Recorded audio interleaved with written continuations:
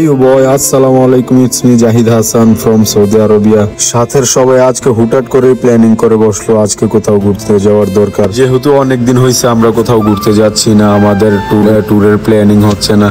সেই সুবাদে আজকে ভাবলাম যাওয়াই যাক বাইরে কোথাও। আর এমনিতেও আমরা যদি ট্যুরে না যাই আমাদের মাথার জট কখনোই খোলে না, মাথা কাজ করে না, সপ্তাহে 1-2 বার ট্যুর দিতে হয়। যেই ভাবা সেই কাজে বের হয়ে গেলাম অজানা গন্তব্যে, কারণ আমরা এখনো ভাবিনি কোথায় যাব, আমরা কোথায় কি করতে হবে। হঠাৎ করে বড় ভাইরা বলে উঠলো চলো যাই আমরা আজকে সাগরের পার, যে অনেকদিন হয়েছে সাগরের পাড়ের দিকেও যাই না। তাছাড়াও আমাদের আশেপাশে সবচেয়ে বেস্ট টুরিস্ট প্লেস হচ্ছে জেদ্দা কর্নিশ, আমাদের অনেক কাছে। সেই সুবাদে আমরা বলতেছি চলেন সমুদ্র পাড়ে যে জেদ্দা কর্নিশ থেকে ঘুরে আসি। আজকে আমাদের ট্যুরের পার্টনার ছিলাম 5 জন সর্বমোট। আমি ছিলাম, আকাশ ভাই ছিল, এনাম ভাই ছিল, ফারুক ভাই ছিল, বাবর, মেহেদি হাসান বাবর ভাই ছিল। আমরা এই কয়জন মিলেই বের হয়ে গেলাম জেদ্দা কর্নিশের উদ্দেশ্যে। আর যেই ভাবা সেই কাজ, দেখতে দেখতে কথা বলতে বলতে ভাবতে ভাবতে আমরা চলে আসছি কর্নিশের খুব কাছে। এর মধ্যে আকাশ ভাই বলতেছিল সি ফ্রন্ট টাওয়ারে 22 কফি শপে ওনার কিছু ভাই ব্রাদার আছে, আত্মীয় স্বজন ওইখানে কাজ করে, ওদের সাথে দেখা করা খুব দরকার। অনেকদিন হয়েছে উনি তাদের সাথেও দেখা হয়নি। আমরা সকলে হ্যাঁ স্বরূপ জবাবে বললাম চলেন ঘুরে আসছি ঘোরাঘুরি করার জন্য, ঘুরেই যাই, সমস্যা নেই কোনো, চলেন ঘুরি, দেখা যাক কি হয়। দেখতে দেখতে আমরা চলে আসলাম সি ফ্রন্ট টাওয়ারের খুবই সামনে, অল্প একটু সামনে গেলেই সি ফ্রন্ট টাওয়ার।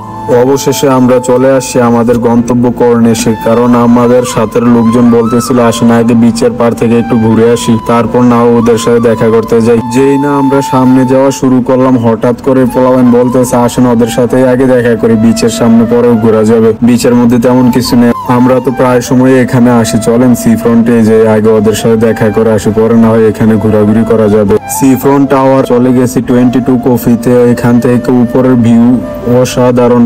আর এই সাইড দিয়ে আমাদের ভাই ব্রাদার বন্ধু বান্ধব সবাই ছবি তোলা নিয়ে ব্যস্ত হয়ে গেছে, যদি আমিও ছবি ভিডিও বানানোর জন্য খুবই উতলা হয়ে পড়ছিলাম। উপরের নাজারাই অসাধারণ। দেখ আমরা এখানে বাহিরে অনেকক্ষণ আড্ডা দেওয়ার পরে চলে গেছিলাম ভিতরে, কফি অর্ডার করার পর কফি খেয়ে আমরা চলে গেলাম বিচে।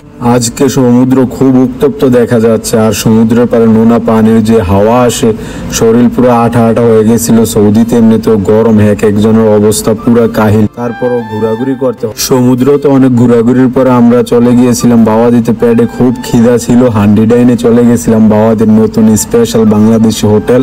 তো আমরা চলে গেছিলাম 5 জন মিলে বাওয়াদিতে হান্ডি ডাইনে খাওয়ার জন্য।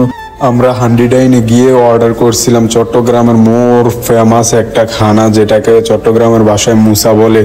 আমরা ওইটাও অর্ডার করছিলাম। অর্ডার করার পর আমাদের সামনে এখনই খাবার চলে আসছে, আর খাবার দেখে আমাদের ভাই পানি টলমল করতেছিল, যদিও খাবার সামনে আসছে। খাবার সামনে আসার পর আমার আর সহ্য হচ্ছিল না, অবশ্যই তাড়াতাড়ি খাইতে হবে। পেটেও খুব খিদা ছিল, আমাদের সকলের পেটে অনেক খিদা ছিল। অনেক ঘোরাঘুরির পরে আমরা চলে গেছিলাম ওইখানে, যেই কিনা খাবার বিসমিল্লাহকে হাত দিয়ে মুখে দিলাম। বাহ ভাই, খাবারের টেস্ট ছিল অথেন্টিক, খুবই অসাধারণ ছিল। ওদের খাবার এমনিতেও খুব ভালো হয়। তারপরেও কালকে আমাদের কাছে আগের থেকেও আরো ভালো লাগছিল, কারণ আমাদের সকলের পেটে অনেক ক্ষুধা ছিল। কিন্তু একটা জিনিস আমাদের কাছে তেমন ভালো লাগে না, আমাদেরকে যে মুরগিটা দিছিল, মুরগির টেস্টটা আমাদের কাছে এরকম মনে হয়েছিল যে আমাদেরকে বাসি মুরগি হাতে ধরিয়ে দিয়েছে। কিন্তু কিছু করার নেই, ওইখানে আমরা অর্ডার করে ফেলছিলাম। রাতের শেষ টাইমে আমরা গিয়ে খাবার খাইছিলাম, এই জন্য হয়তো বা একটু অন্যরকম লাগছে। কিন্তু তারপরও মোটামুটি সব দিক দিয়ে আমরা পারফেক্ট জিনিস পাইছি। খাবারের মান এমনিতেও ওদের খাবারের মান অনেক ভালো হয়।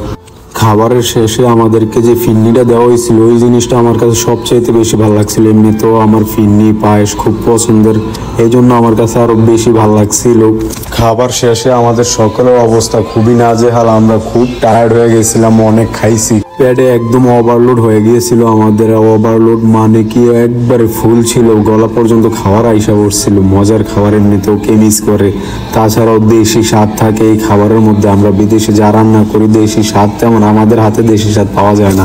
ওই হিসাবে দেশি খাবার পেট একটু ওভারলোড করে খাওয়া ভালো। তারপরও সবকিছু শেষে আমরা যখন বিল দিতে গিয়েছিলাম তখন আমাদের কাছে বিল আসছিল শুধুমাত্র 129 টাকা। 5 জন পেট ভরে খাওয়ার পর যখন 129 টাকা আসছে, আমরা সকলে খুশি হয়ে গেছি।